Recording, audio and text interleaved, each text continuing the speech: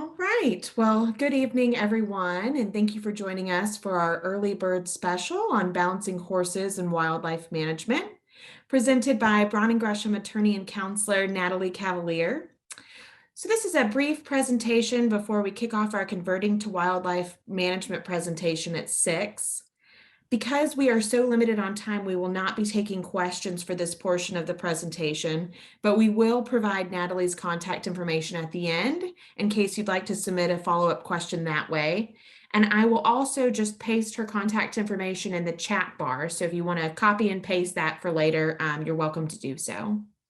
And now, Natalie, feel free to take it away. Excellent. All right. Well, good evening, everybody. As you know, I'm Natalie Cavellier, and I'm here to tell you a bit about wildlife management of horses and whether that means converting to wildlife management with horses on your property already, or whether that means keeping your wildlife management status with horses, if you've been questioned, if there's anything like that that's happened, or the appraisal district has questioned you. So I'm going to start off with some basics, and I'm sure that Nick is going to go over a lot more of this. But, just so that we understand where we're at in order to get our wildlife management status, you have to have this principal use for at least 3 of 7 wildlife management practices for at least 5 of the preceding 7 years. The principal use is really important because you want to make sure that these wildlife management practices are something that you are continuing to do, even if you have horses on the property.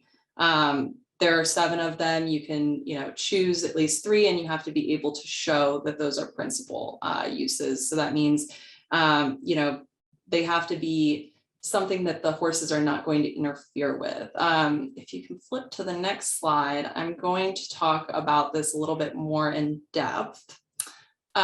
So horses would seem to be an agricultural use. They would seem to be livestock. I think a lot of people would agree. They graze property much the same as cows do. The difference being maybe they aren't being used the same way. They may be being used for recreation. And this is kind of where appraisal districts have some questions. So the comptroller's manual does say that, raising or keeping livestock is an ag use, which means that it would fall within this, wildlife or open space valuation.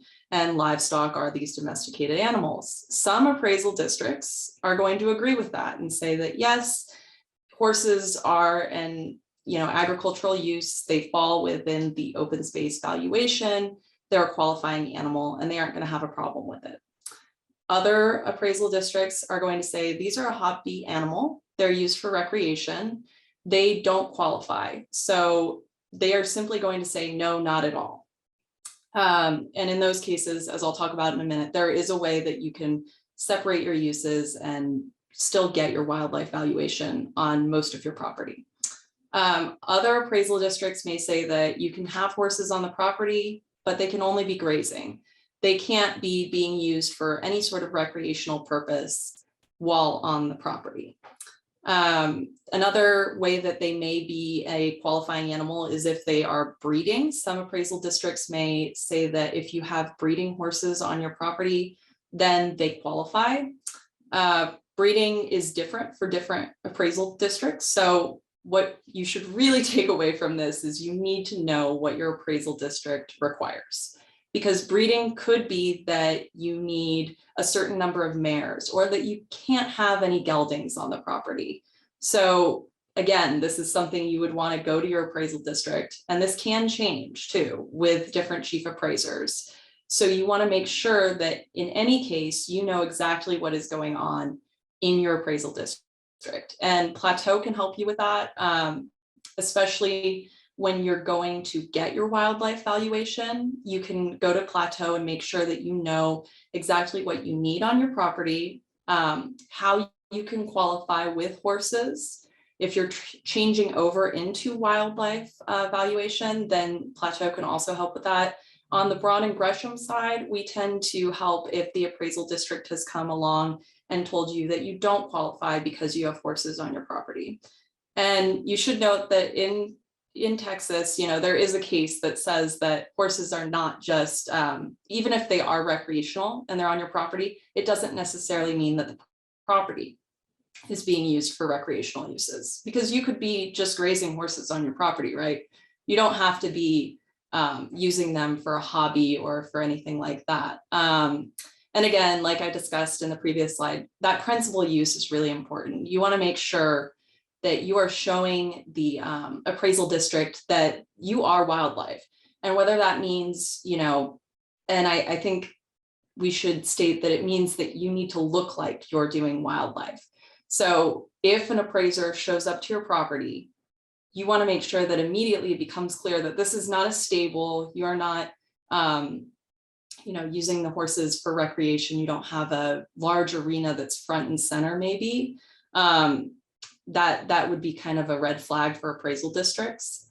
And that'll get me kind of into how you can ensure you get that, even if you do have a arena. So if you go to the next slide, this is kind of a nice picture that shows the separation, but as I said, know your appraisal district.